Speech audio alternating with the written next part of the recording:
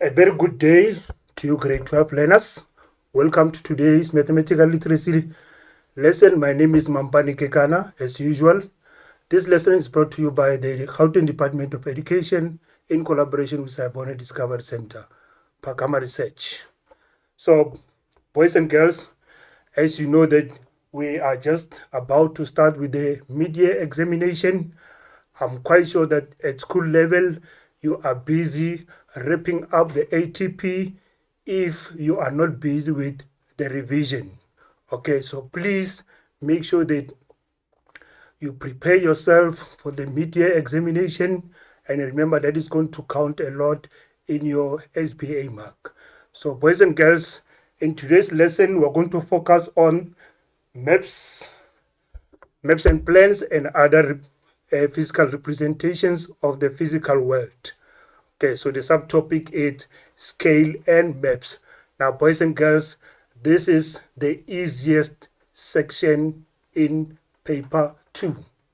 Yes, we often hear a lot of learners complaining about paper 2 that is very challenging, but in every challenging section or in every challenging paper, you'll always have that section that you can score a lot of marks.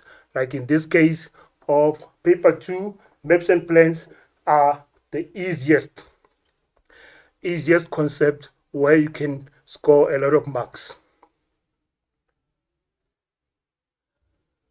Okay. Now, with regard to maps and plans, boys and girls, it's very, very important. So for now, we're going to look at what you should know in this section. Very, very important what you should know or what this section is about. So with regard to maps and plans, you should be able to work with number scale and bar scale. So when we talk about number scale and bar scale, obviously there must be something that you are thinking about. You must have an idea of what we're talking about. And then of course, you must be able to interpret compass direction, very, very important, compass direction, and use compass to give directions. So you must know all those 8 cardinal points, and then you must be able to give directions using the 8 cardinal points. Then again, you must be able to write grid reference. So it's very important. You need to know what we mean by grid reference to identify location in maps and plans. And then again, you must be able to work with different types of maps and plans. You must be able to work with different types of maps and plans. And then again, in this section, you must be able to work with, or you must be able to calculate actual length or distance on the map using bar scale or number scale. Again, you must be able to use given map or plan to find the way to destination.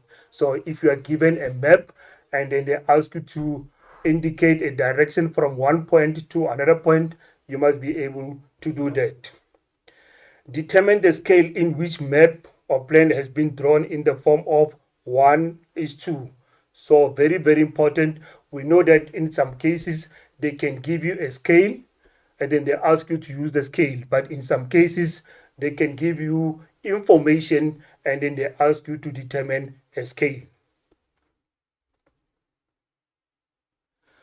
Okay, now what do we mean by scale and maps? What do we mean by a scale, or what do we mean by a map?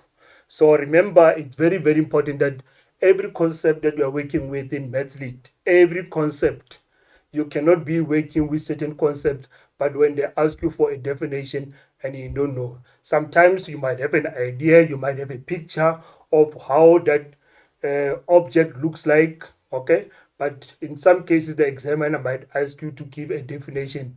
As I always say, maybe about 4 or 5 words will be enough for you to give the definition. Now, like for instance, we are working with maps. What do we mean? What do we mean by map? What is a map? Now, in simple terms, you can say map is a diagrammatic. So that means it's in the form of a diagram. is a diagrammatic representation of an area of land. Now you can think about the big land, you can think about the province of Gauteng, you can think about the city of Johannesburg, you can think about the city of Pretoria. But now if you visualize the map of those areas, so in this case it means we are using diagram to represent a land. Then a map can be expressed as a plan or a chart. Okay, again, I'm going back to definitions. The definitions are also very, very important as we are busy with the concept or the section of maps and plans. It's very, very important to know the definition. Yes, we are working with, like for instance, a bar scale. What do we mean by a bar scale?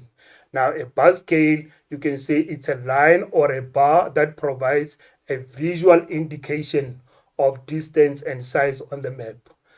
It's a line or bar that provides a visual indication of distance and size on the map. And then again, we've got a number scale. So number scale, it's a ratio that indicates how much the original picture. It can be the original picture or it can be the original diagram, or it can be, like for instance, if it's a map, okay, like the city of Johannesburg or the city of Pretoria, it's very, very big. So for us to have an idea of how the city of Johannesburg or the city of Pretoria looks like in the form of a map, we have to use a scale. So in this case, it's a ratio that indicates how much the original picture is reduced or enlarged. Then we've got again elevation map. Now, with regard to elevation map, it's an indication of the heights and terrain of a particular area. So that one is like the high and lows a of an area. Like for instance, if I'm traveling from Pretoria to Johannesburg, for instance, on my way, I'll be going up and down. So for me driving up and down, it shows the highs and lows of the area. It shows that the area is going up and it's also going down. So in this case, the elevation map is an indication of the heights and terrain of a particular area. Then we've got again elevation plans. Now elevation plans, this is an indication of the side view of a plan when it is complete. It can be any object, it can be a house. Now think about a house. Okay, when a house is complete, what are the side views? The front view, the back view, the side views, and so on. Or any object that you are working with. It can be a chair. If you have to draw the chair, how does the front view going to look like? How does the side view going to look like? And so on and so on. Then we've got floor plans. Now, a floor plan is a scale drawing that shows the relationship between rooms, space, and physical feature viewed from above. Scale drawing that shows a relationship between rooms and space. Now, think about your room, think about your classroom, think about your bedroom, think about your house. How would you see that from above when the roof is removed? So in that case, that will be the floor plan.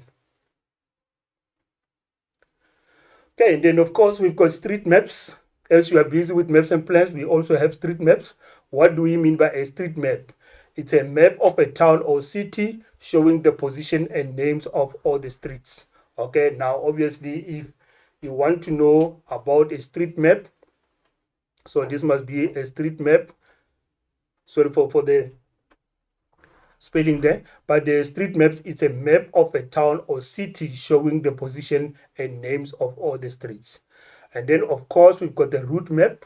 Now a route map is a map showing the main roads used by buses, trains, and other forms of transport in the area. Okay, then the next one is the national road. Now we know, you should know what we mean by a national road or what is a national road, but in terms of definition, we say it's a network of roads connecting major cities. Okay, like for instance, if I have to travel from Johannesburg to Durban, or if I have to travel from Durban to Cape Town, or if I have to travel from Johannesburg to Pretoria, or from Pretoria to Polokwane, and so on, I'll be using national roads. So in that case, it's a network of roads connecting major cities or provinces. For instance, if I want to travel from maybe Pretoria to Mpumalanga, I'll use N4 and so on and so on. Okay, then of course we've got the regional route. It's a network of roads connecting smaller towns. It's a network of roads connecting smaller towns. So that one is a regional route. A town, it can be a town or it can be a township and so on. Like for instance, if I have to travel from Pretoria to Soshanguve, I'm going to use R80. So the R80 is actually a regional route.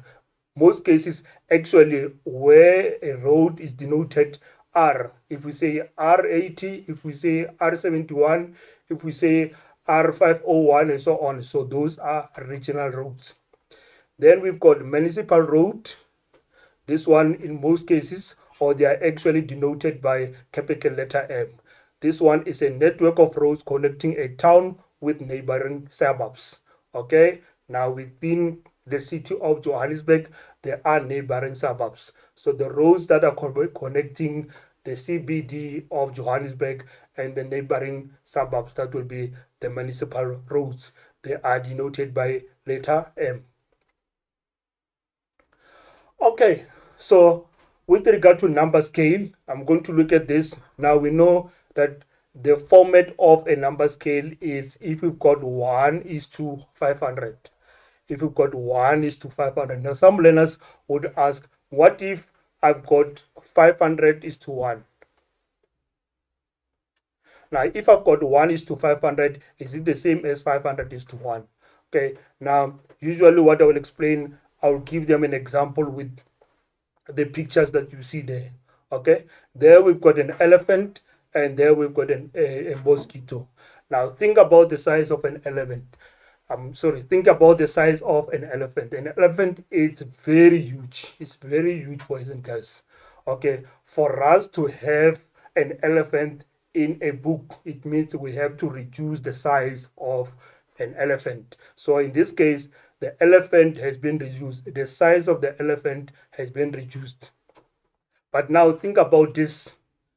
Okay, think about this monster that is bothering us, especially in summer. Okay, this is a mosquito. Okay, most of us, we don't see it because it's very, very tiny. It's very, very small. But for us to see it, for us to put it in a book or in the form of a picture, we need to enlarge it. Otherwise, people are not going to see it.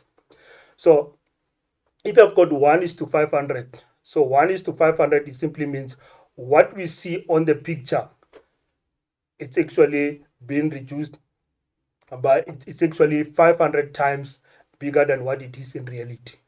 Okay, so if I've got 1 is to 500, it means this has been reduced. It has been reduced. What you see there, it's not what it is in reality. In reality, it's 500 times bigger. But the moment I write it like this, I say 500 is to 1. It means what you see there has been reduced. It is now, I mean, what you see there, so what you see there, it has been enlarged. That is not the original size. The original size or the real size is very, very tiny. So in this case, for us to see it, we must enlarge it. We must make it a little bit bigger. So if you say 1 is to 500, it means what you see is 500 times smaller than what it is in reality. Okay, and this one is 500 times bigger than what it is in reality, because it means in reality it's smaller. Okay, so please make sure that you understand the interpretation of the ratio. If it's 1 is to 500, if you start with a small number and it ends up with a big number, it simply means this has been reduced. But if you start with a big number, it ends up with a small number, it means this has been enlarged. Okay, now still again, the number scale is still about the definition. It's a linear graphic that is divided into equal parts and used to measure the actual distance on maps. So like for instance, if you are given a bar scale, there are more than one way of using the bar scale or measuring the bar scale. If it has been divided into two sections, you can either measure from 0 to 10, and then or you can measure from 0 to 20. So this one has got 4 sections. So there are 2 ways of measuring or getting a scale from the bar scale. Okay, very, very important. The compass direction, you should familiarize yourself with the compass direction. So the compass direction are important when describing one's position. So there, remember in Mathlead, we're only working with 8 cardinal points. Only 8 cardinal points are enough. I know that in other subjects, they might be using more than 8 cardinal points, but in Mathlead, we just want to have an idea. We don't need an exact direction, but as long as you can have an idea that the direction is in northeast or the direction is in northwest, so the 8 cardinal points will be enough. So those 8 cardinal points are north, south, east, and west. Okay, north, south, east, and west. So you must remember how to interpret that. And we also have 4 more directions in between. We've got northwest, we've got northeast, we've got southwest, we've got south, southeast. Okay, so I know that for some of you at your school level, your teachers will show you how to remember this, because in some cases, what the examiner will do, the examiner will just give you only 1 point. Will just say this is north, so you must be able to complete the compass. So if this is north, you should know that on the right hand side it's east, and then on the left hand side is west, and then below it's south. Okay, so again, I know that I had some learners that the way of memorizing this, they will say never ever smoke weed, so that they can easily interpret that. If it's never ever smoke weed, and then they'll be able to complete their compass. From this one, they'll know that between north and east is northeast, between south and east is southeast, between south and west is southwest, and between north and west is northwest. Remember, we don't have such thing as east-north. Okay, in Mathlead, it's between north and east, therefore it must be northeast. Between south and east, it must be southeast. Between south and west, it must be southwest, and between west and north, it must be northwest. So we always start with the original cardinal points, which is north, west, east, and south. Okay, right. Then the next one is again very important, finding location using directional indicators, such as you are allowed if the examiner doesn't specify how you should find a right direction, because in some cases an examiner will specify that use the compass direction to describe. Okay, use the cardinal points to describe a direction to a certain point. That is where you're gonna mention both north, northeast, southwest, and so on and so on. But if the examiner doesn't specify, you are welcome to use the terminologies like left, right, along, straight, up, down. Okay, for example, you can indicate that 10 left instead of saying 10 west, or you can say 10 right instead of saying 10 east. So you're also welcome there. But remember, it's only when the examiner does not specify.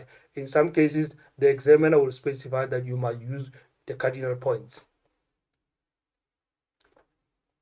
Okay, so this is just the emphasis. Again, use the directions north, south, east, and west, northeast, northwest, southeast, and southwest. Okay, then again, it's very important. You must make sure that you must be able to orientate the map for the direction in which you are traveling, so that you give correct directions. Some cases, the examiner will give you a north facing this point. Okay, facing in that direction. So it means in this case, you can't change this.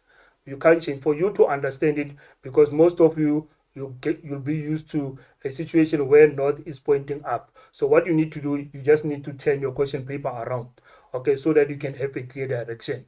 So whenever the compass or the north has been changed, please just turn the question paper around or in the direction that you'll be able to interpret your compass.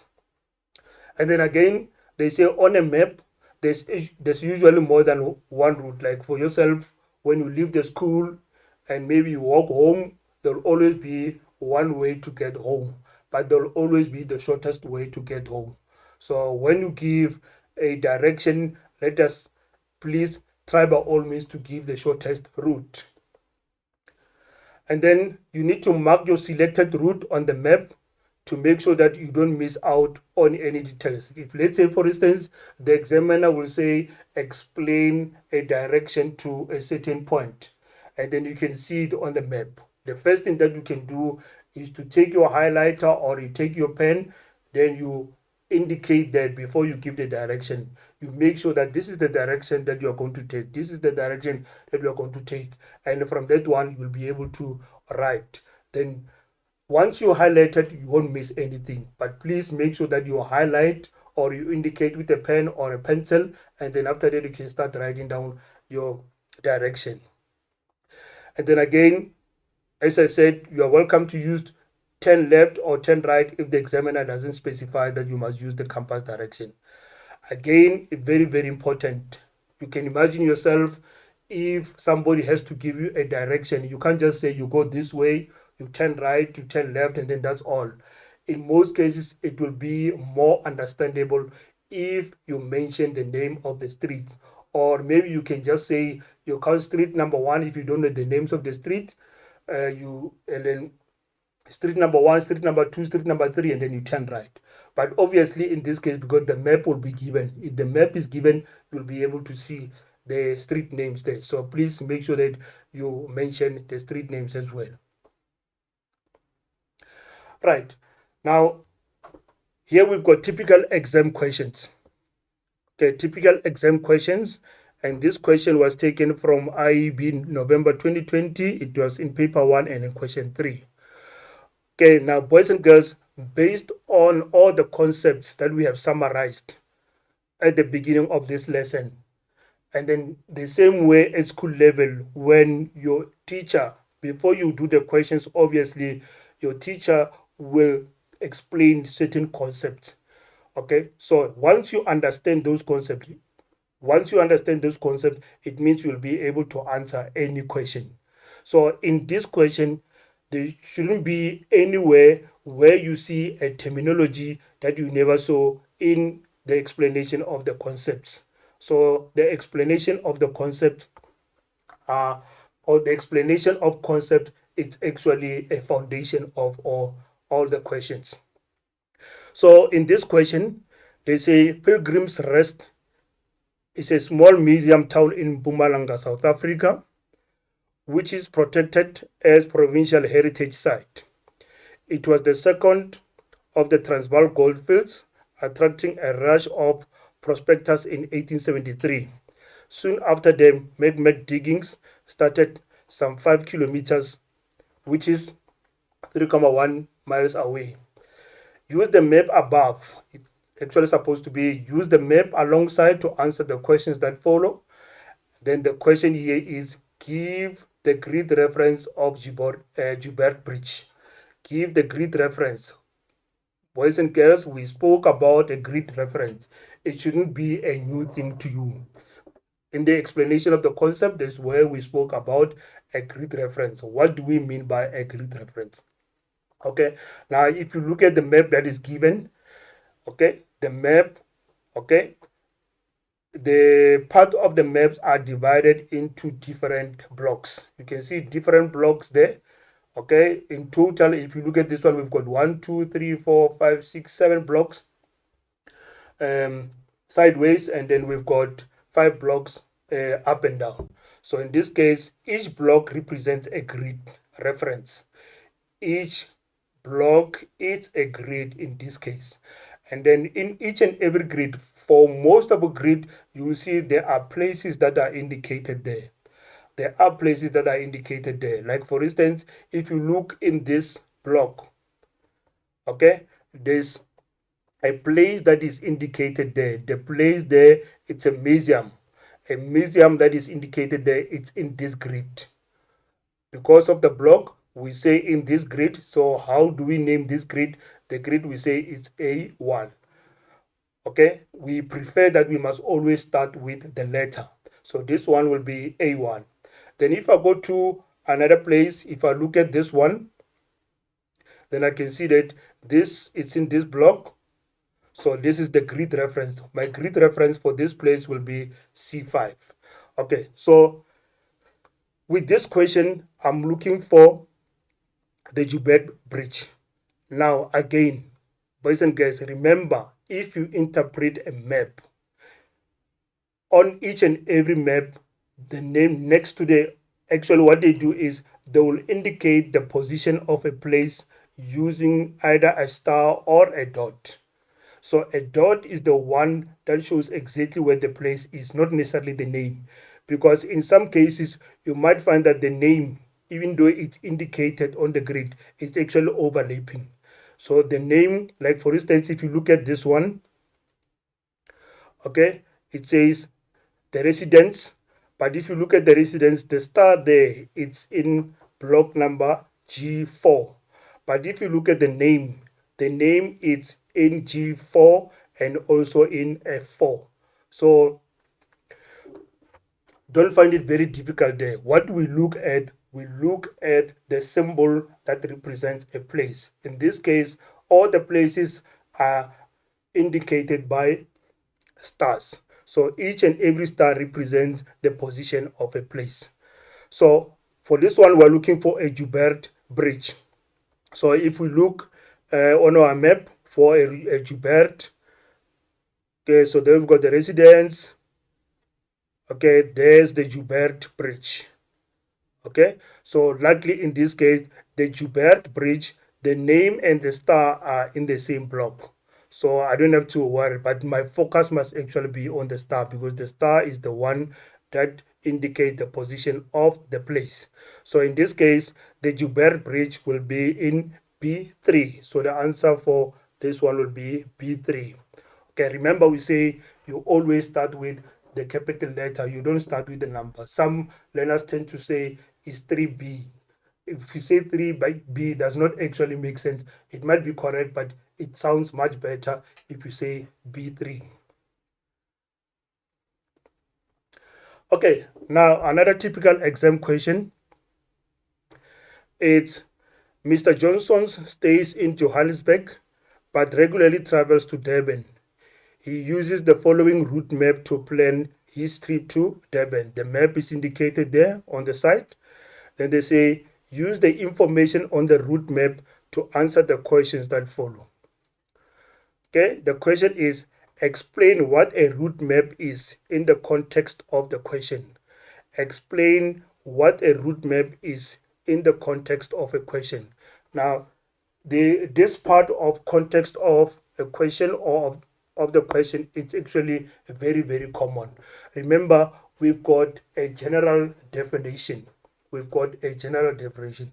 Now think about the definition of the route map. Now at the beginning, we said a route map shows the main routes that are traveled by buses, especially for a longer distance. Those are the main roads that are traveled by buses, trains, or any other mode of transport. Remember, if you want to travel from uh, Johannesburg to Durban or from Johannesburg to Cape Town, the only thing that you're going to worry about are the main roads. You're not going to worry about the small streets. You will only get to worry about the small streets maybe once you get to Cape Town and you want to go to a specific place in Cape Town. But when you leave Johannesburg or when you leave Pretoria, you travel to Polokwane, the main thing that you are going to worry about are the main roads. Okay, so it's only when you get to your destination that you will start to worry about the small streets. So the route map, it shows the main roads that are traveled by buses or uh, cars. So in this case, what do you mean by a route map? So remember this one, they say this is about Johnson. Mr. Johnson stays in Johannesburg but regularly travels to Durban. He uses the following route map to plan his trip to Durban. So in this case, the route map will be the main roads that are traveled or that will be traveled by or that will be used by Mr. Jones to travel from Johannesburg to Durban. Okay, as long as you explain this in the form of the scenario that is given. Okay, but in general, we don't mention what is happening in the scenario. In general, we just say these are the main roads that would be traveled by buses or trains or cars from one place to another place. But in this case, we have to specify because it's from Johannesburg to Durban. So for this one, it's the main road that Mr. Johnson is going to use traveling from Johannesburg to Durban.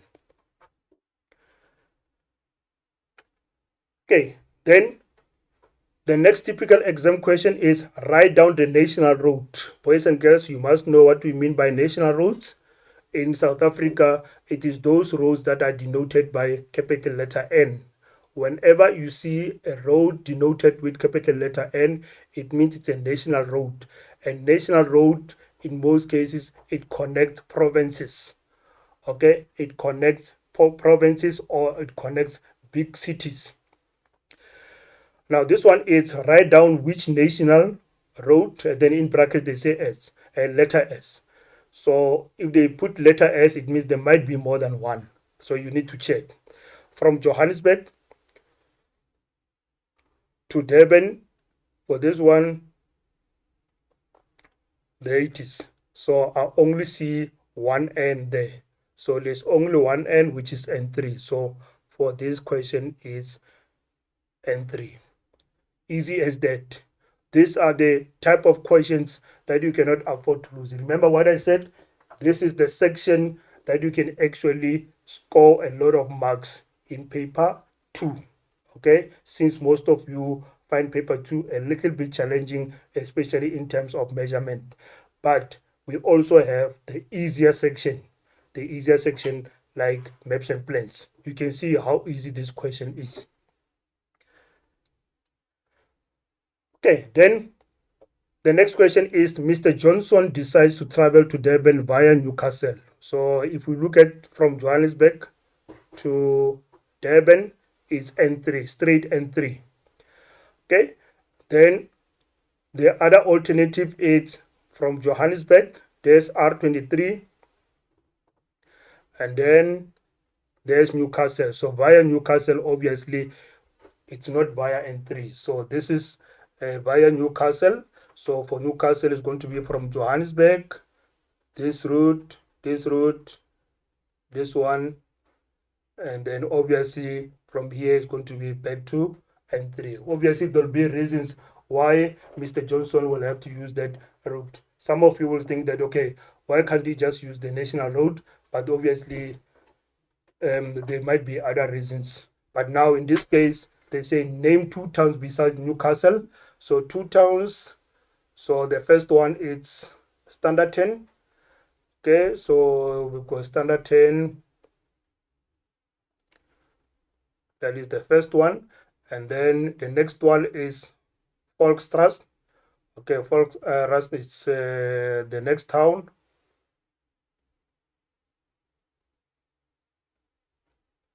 Okay, and then after that we move to the next one. The next one is Newcastle.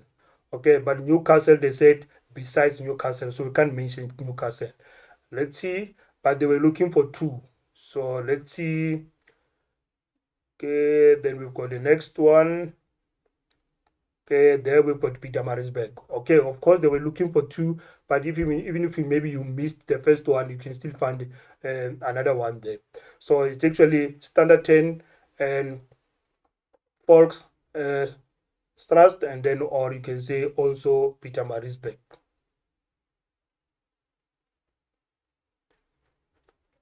Pietermaritzburg. Okay, so only 2 were needed there. Okay, then the next question, still on the very same Free State, September 2023. Mr. Johnson wants to travel with N3 and then the N5 to Cape Town. Determine the province through which he will drive according to this route map. Okay, now if we go back to the map, they say wants to travel with N3, so it's still N3. Okay, so then N3, and then after that it must be N5, so it's N5. Okay, so he's going to take a long cut for his own reasons. Then they say determine which province determine the province through which he will drive according to the route map. Then you can see that on this map it's clearly indicated that this N5, it's now via Free State. is now via the Free State. So the answer there will just be Free State. Very, very easy. Okay, then we've got the next question is determine the probability of finding the R505 on the route map. Write your answer as a percentage. Determine the probability of finding the R505 on the route map. Write your answer as a percentage. Now we have to check. We have to look for R505. If we have to determine the probability, we have to look for R505. So it's going to be R505, the number, and then over the total number of routes that are indicated here. Okay, so as we said, we've got N3, we've got R60, 616, R103, we've got N5, R103 again, R11, R502, R11, R11, and then we've got N11, we've got R23, that one is still R23. When I check on this map, I don't see R505 anywhere. So I don't see R505. So it means we don't have R505. But in terms of probability, we say this is actually impossible. It is impossible that we can get R505. But this is very important. They say this must be written, or the answer must be written in the form of a percentage. So for a percentage, it's just going to be 0%. It's very, very important that you must indicate the symbol for percentage 0%. So if you just write 0, the 0 only would not be enough according to the examiner, because 0 is just a number. But this one we say 0%. So 0% is what the examiner was looking for. Okay, then the next typical exam question is then the map alongside shows the location of the Cradle of Humankind World Heritage Site. Use the map above to answer the questions that follow. Okay, now a map is given in this case. Now we just need to identify the type of scale. Remember, with our introduction, we did the concepts, so you should be able to identify the type of scale that is indicated here. So for this one, the scale that is indicated is a bar scale. So this must be a bar scale. Okay, it's a bar scale. And then as maybe some of you saw with in our introduction, we also indicated that you can also say it's a line scale, but the most common one, or the most common name, is a bar scale.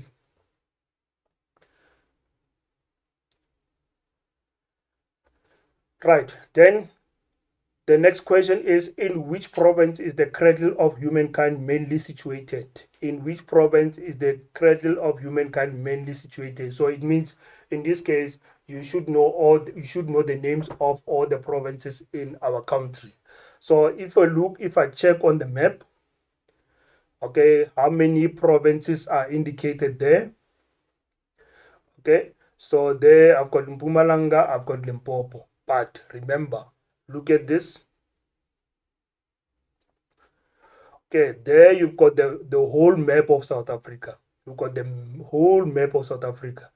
But look at this part that is in gray. The part that is in gray only indicate that the bigger part that is indicated here was actually taken from this. Okay, so it was taken from which part of South Africa? So it's clearly indicated there. So in which province? So this one is, you can see that they've clearly indicated the province of Gauteng. So it simply means what they did, they indicate that this bigger part is actually taken from that small part. Okay, it was just it has been enlarged so that you can see clearly. And then, but in the rectangle there, they just show that this was taken from the part that is in gray. So in this case, the answer will be Gauteng province. So it's Gauteng. Okay, still on the very same map. It's write down the caves at the cradle of humankind as shown on the map. Okay, write down the caves at the cradle of humankind as shown on the map. So obviously there must be names of the caves that are indicated here. So we just need to check. Write down the caves. So I see the Sterkfontein. Okay, so we just need to check. We just need to make sure that we don't miss anything. So I only see Sterkfontein cave, nothing else. So it's just Sterkfontein.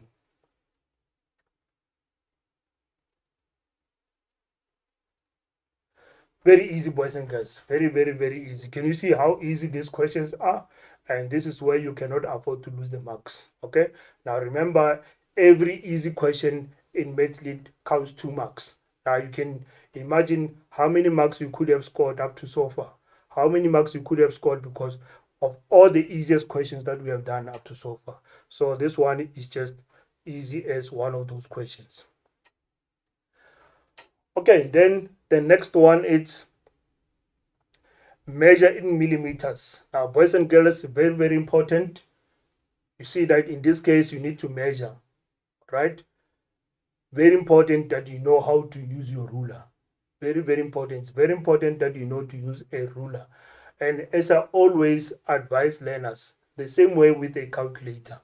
Just make sure that the very same calculator that you are using throughout the year is the very same calculator that you are going to use to write an examination, just to avoid frustration.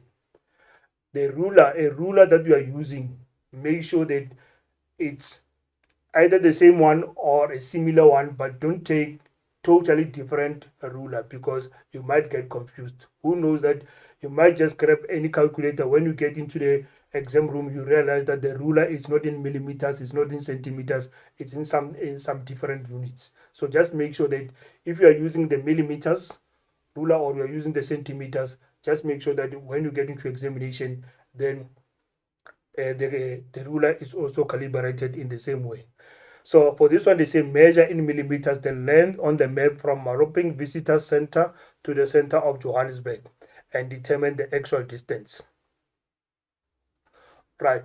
Now, this one, it's not an easy one, boys and girls. Okay, remember, as I said, you'll always get the easiest questions, but you'll always get not the difficult questions, but the challenging questions. So for this one, first thing that we need to do, the procedure here is the first thing that we need to do is to check, do we have a scale in this case? Do we have a scale? Measuring is not a problem, but do we have a scale? Now, if you look at our map, we have a bar scale. Now, if I look at the bar scale is from 0 to 20, and the bar scale is divided into 2 sections. Usually, if it's divided into 2 sections, the 2 sections are equal. But we don't worry about the sections. Okay, for now, let us focus on measuring from 0 to 20. If I take my ruler, the ruler that I'm having, and then I use it, and then I want to measure from 0 to 20 kilometers. Okay, from 0 to 20, I get about 20 millimeters. This is what I'm getting. So what does this mean? It means 20 millimeters. 20 millimeters on the map is the same as 20 kilometers in reality. This will be my scale. 20 millimeters is equals to 20 millimeters is the same as 20 kilometers in reality. Okay, I can't say they are equal, but 20 millimeters on the map is the same as 20 kilometers in reality. Now they said measure. Now I have to check. Measure from Maroping Visitor Center to the center of Johannesburg. As I indicated below that, as I indicated before, that when you see a map, the position of the places will not be indicated by the names, but will be indicated by either stars or dots. Okay, like for instance, if you look at this one, we've got Maroping Visitor Center, there is the name, but where are we going to measure it? Where is the position of the place? There I've got a small star there. Then here I've got the name of Johannesburg. There I've got a very big name of Johannesburg, but where is the position of Johannesburg on the map? Then there I've got a dot.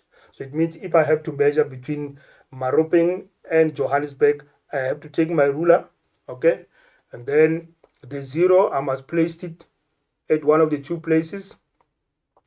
So when I look at this, when I measure, if I take my ruler and measure, I see that I've got about 18 millimeters. So there I've got 18 millimeters. That is what I get when I use my ruler, 18 millimeters. The question was determine the actual distance in kilometers. So I'm looking for this distance. I'm looking for this distance. We can just name it letter D for a distance. And then from there, the method, okay, the method that you like a lot, the cross multiplication. So when we do the cross multiplication, I'll say D times 20. Never mind the units. Don't worry about the unit.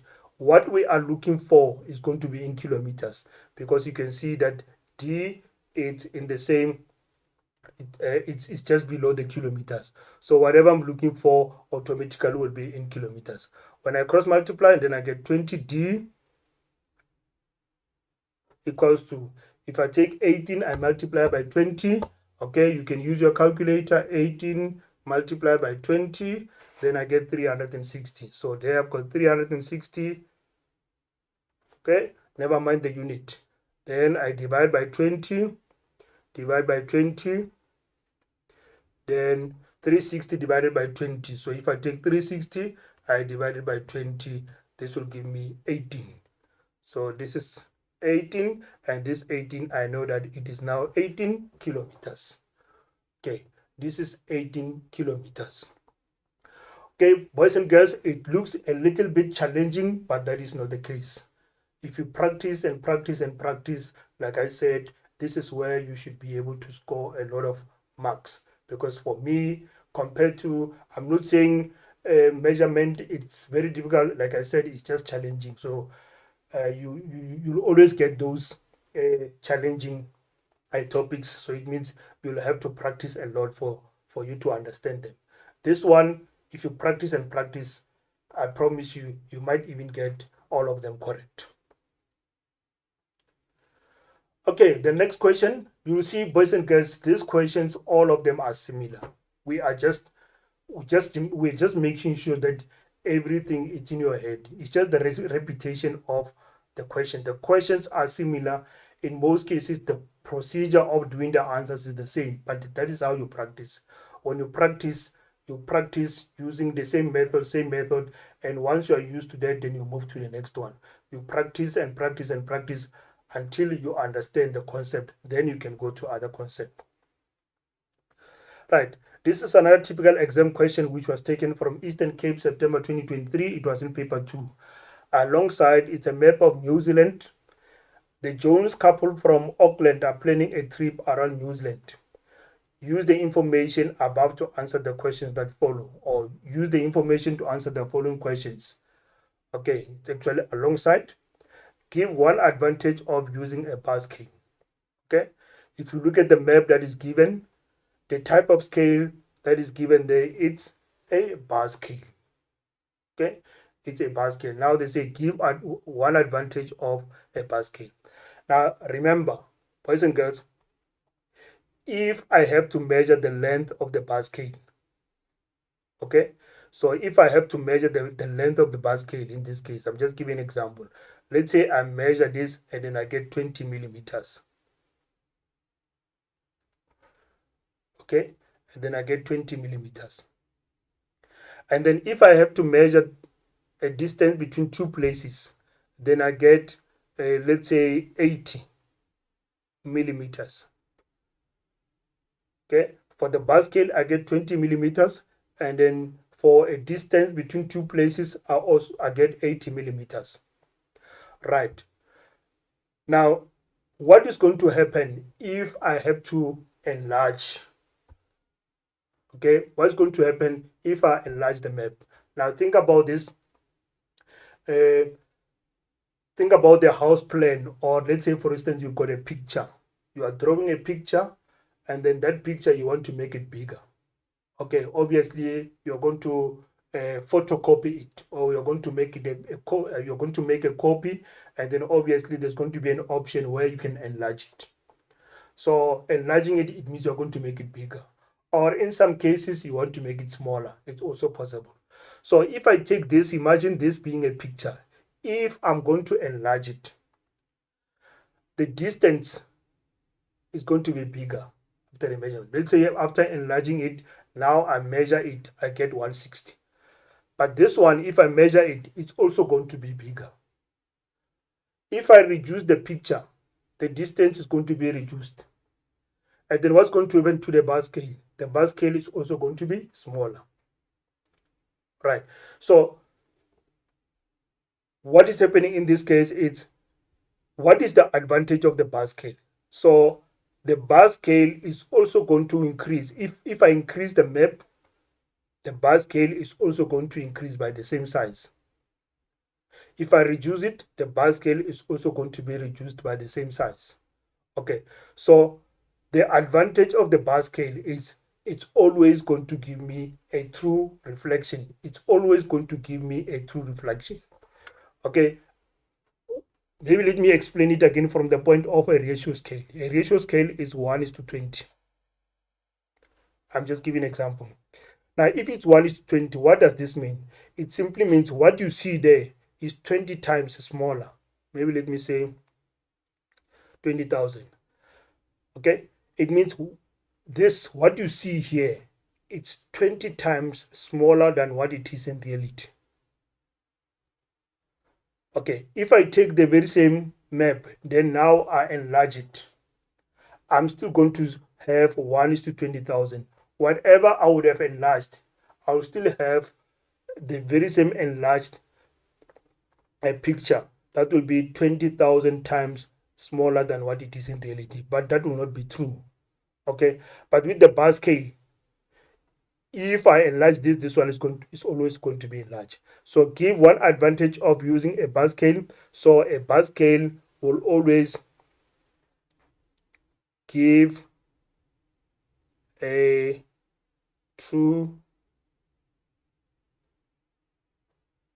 meaning to the reduced or enlarged picture or map.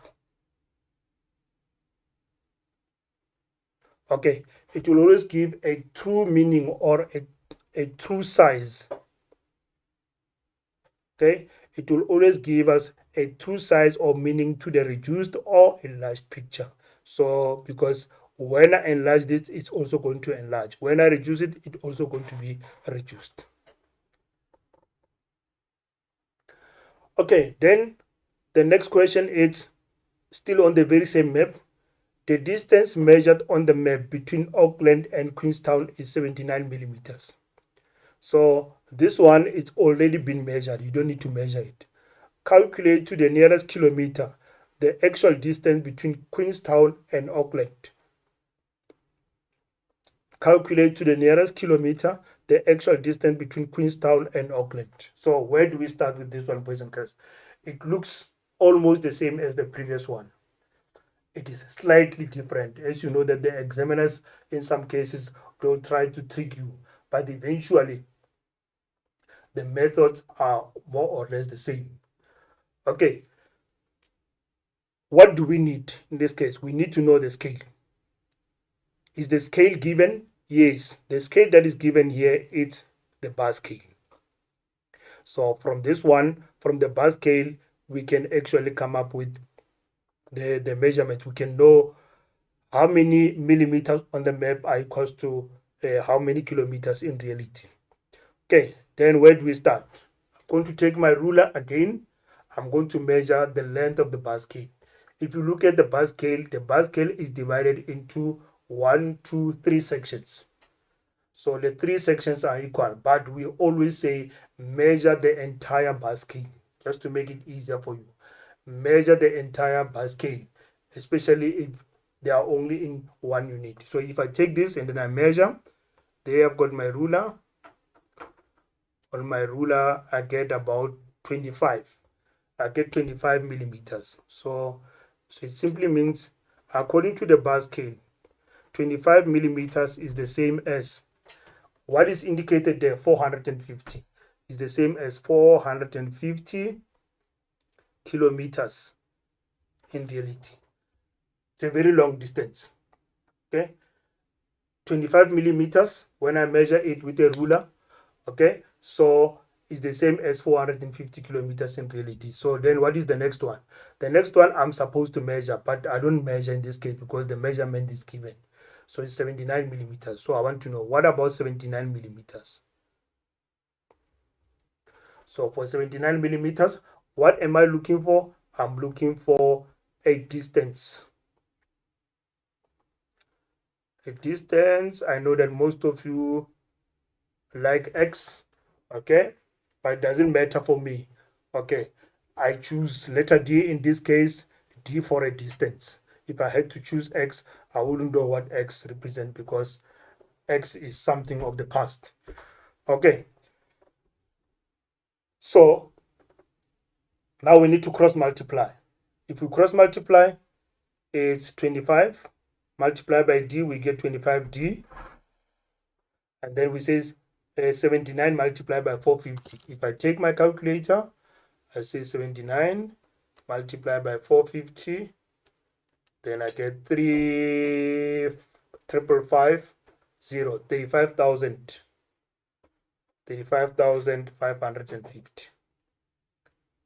Okay, I know that you can see D is underneath kilometers, so it simply means automatically the value of D will be in kilometers. I'm looking for the value of D, so therefore I divide by 25, divide by 25, and D is, take my calculator, 35,550 divided by 25, and then it's 1422, 1,422. Okay, 35,550 divided by 25 is 1,422. So this is in kilometers.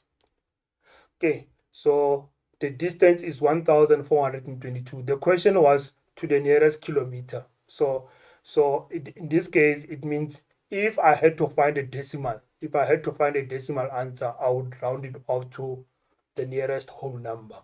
Okay, but in this case, luckily, according to the size of the map that I have here, okay, remember this might be slightly different from the original map because maybe mine has been reduced so that, or mine has been enlarged so that it can be very clear on the screen. Okay, but in this case, when I do the calculation based on the information that is given, I get exactly 1,422. So what is important here is for you to be able to follow all the steps and get to the final answer, which is supposed to be correct. Okay, now the next question, still based on the very same map, is write down in which general direction is Queenstown from Auckland. Now, boys and girls, again, those easy marks, those free marks that the examiner are giving you, you cannot afford to lose the marks here. So to get the general direction, the most common mistake that learners are making, or the most common mistakes that your brothers and sisters made in the previous years, okay, even in the last 10 years, okay, and some learners even last year, they still made the very same mistake when they say write down the general direction. Okay, when they say general direction, they are actually referring to the compass direction. If you have to explain, the examiner will indicate, describe, or explain, then that is where you explain. But if they just say write down or give a general direction, think about the compass direction. So in most cases, a compass direction will only be given with letter N. It might be given in different ways, but letter N will be the most important thing, because they know that what is important for you to know the compass direction, you need to identify, or you need to find out where north is. Then if you know where north is, you always face or imagine yourself facing in the direction of north, and then your right hand side will always be east, your left hand side will always be west, and then your back side will always be south. Okay, so once north is given, in this case you can see there is the arrow with north facing up. Okay, the examiner might change it and might change the direction of north, but you must always imagine yourself facing in the direction of north. Then how do you complete it? Never ever smoke weed. Then this is how we complete it. We know that, okay, this will be east, never ever, then is smoke, then is weed. There it is. Okay, now you have to complete the cardinals in between. So obviously this is northeast, this is southeast, this is southwest, and this is northwest. Okay, don't take it for granted, boys and girls. It's very, very important that you write it down. That easy mark that you take it for granted, you might lose it. Or all those 2 marks that you take for granted, you might lose them. Now imagine if you're taking 2 marks for granted, you don't think before you answer. Already you would have lost 20 marks, of which you were not supposed to if you didn't take the questions for granted.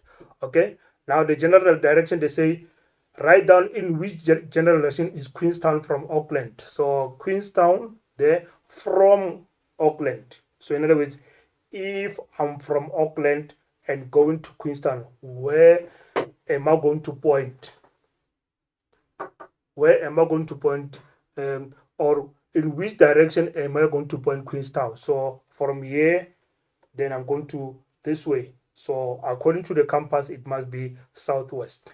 So this must be southwest. It's very important because the examiners sometimes they'll try to be tricky there. Some learners might make a mistake and say it actually means from Queenstown to Auckland. They do it other way around and then they get it wrong. That is why I'm saying it's very, very important that even for those easy marks, let's try to take our time. If it's 2 marks, you have about 2 minutes on average, 3 minutes maximum. So just to make sure that you get that question right. Okay, so is the next typical exam question. This one was taken from KZN September 2023. It's the map with different transportation routes from Johannesburg is shown on the map alongside the map to answer the following questions. Again, that easy question. Identify the type of scale seen on the map. Identify the type of scale seen on the map. Okay, if you don't see numbers, if you don't see a ratio, it simply means it's a pass key. Okay, because another scale must be in the form of a ratio. So this one, there's no ratio, but if you can see here, you can see that this is bar scale, right? But if you look at the bar scale, you actually have 2 of them. Why are we having 2 of them? You can see that the top one there, it's in miles, and then the bottom one is in kilometers. Okay, remember this is an international map. Okay, so with an international map, coming from different countries, if we have to visit the country, okay, if people from another country have to visit South Africa, and then they'll be able to interpret. Some of them might not be able to have an idea of what a kilometer is, but they will know what a mile is. So yeah, so that is why the two bar scales are indicated there. Then they say identify the type of scale seen on the map. So it's very easy. It's just a bar scale, or like I said, some of you might say it's a line scale. Okay, bar scale or a line scale. Okay, then there's another question. The map with different transportation routes from Johannesburg is shown. It says, the question is based on the very same information, but the question now is, which direction is Cape Town from Johannesburg? Which direction is Cape Town from Johannesburg? Then again, we need to complete. Don't take it for granted. It's again, let's check, let's check. Oh, luckily in this case, the compass is given with 4 cardinal points. The compass is given with 4 cardinal points. But let's see, let's just complete it for in case. So for this one, you can see that uh, it's not up or down or left hand side or the right hand side. So it means it might be one of the other 4 cardinal points. So if it's which direction is Cape Town from Johannesburg? So here is Johannesburg, and where is Cape Town if you'll be coming from Johannesburg? If I'm in Johannesburg, where am I going to point Cape Town? So there it is. So if I complete this, it's now easy. Northeast, southeast, southwest. So it's between west and south. You can see it's between south and west. So if it's between south and west, when we write it, we don't say between south and west, or we don't say west south, or we don't say west of south, but we say southwest. Then you get your full 2 marks. Easy as that. Okay, then the next one is measure the straight line distance from Johannesburg to Cape Town and use the scale on the map to calculate the actual distance in kilometers. Measure the straight line distance. Okay, that is why the examiner is emphasizing that just measure a straight line, because we know that a route from Johannesburg to Cape Town, sorry, or from Cape Town to Johannesburg is not a straight line. But the straight line might give us an idea of how long the distance is. Okay, so with this one, where do we start? Okay, before we measure, or other way around, or any way, usually I will say before we measure, let us get the scale. In this case, we've got a bar scale which is in miles, and we've got a bar scale which is in 200 kilometers. Okay, but say the answer must be in kilometers. So the easiest way will be, let us measure the length of the bar, which is in kilometers, right? I'm still having my favorite ruler here. So my favorite ruler shows that if I measure from one point to another point of the bar scale, I get 12. Okay, so I get 12, so 11, 12. So I actually get 13. So it means 13 kilometers. 13 millimeters, which is what I measured. According to the bar scale, is the same as 200 kilometers in reality. That tiny distance that I've measured is the same as 200 kilometers in reality. Okay, then I want to know the distance in kilometers, but now they said I must use a ruler or measure the straight line. Obviously, I can only measure using a ruler. If I take my ruler and then I measure the distance between Cape Town and Johannesburg, I get about 80 millimeters. Remember, it must be from a point to a point, or from a dot to a dot. It's just a straight. So when I measure it, that straight line there, they have got a straight, but that straight line is 80. I got 80 millimeters. Okay, boys and girls, you can see that it's the same procedure. I'm sure it is now boring now, because obviously we did a couple of these, so you should be comfortable about it. So if it's 80 millimeters, if we just do it quickly, I usually use letter D for a distance in this case. Then I cross multiply. Then when I cross multiply, it's D times 13 is 13D. And then I say 80 times 200.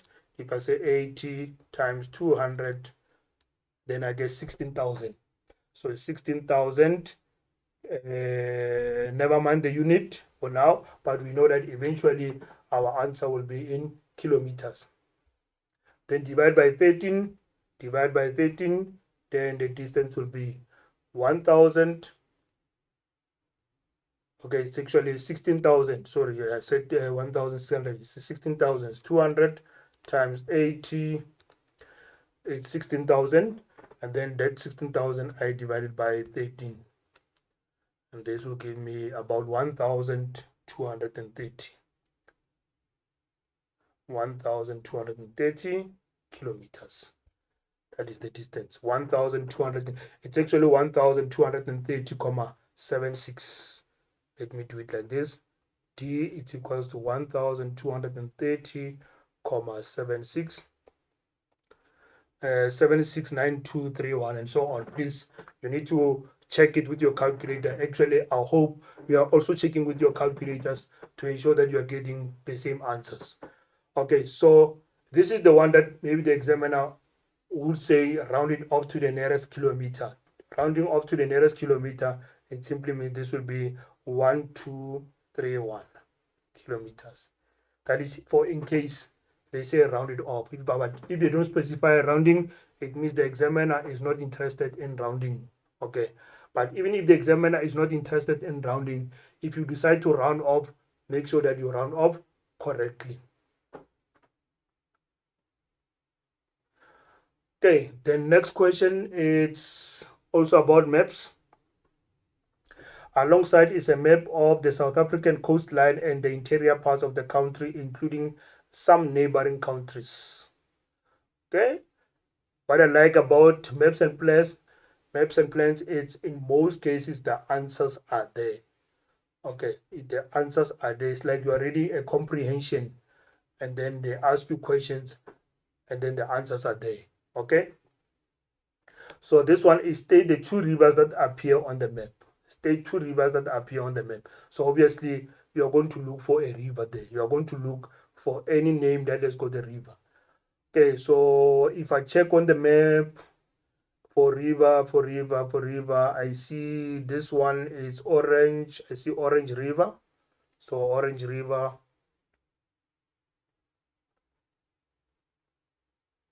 Okay, then if I search around, and see if I can find another river, another river. Yes, there it is. I've got Limpopo River.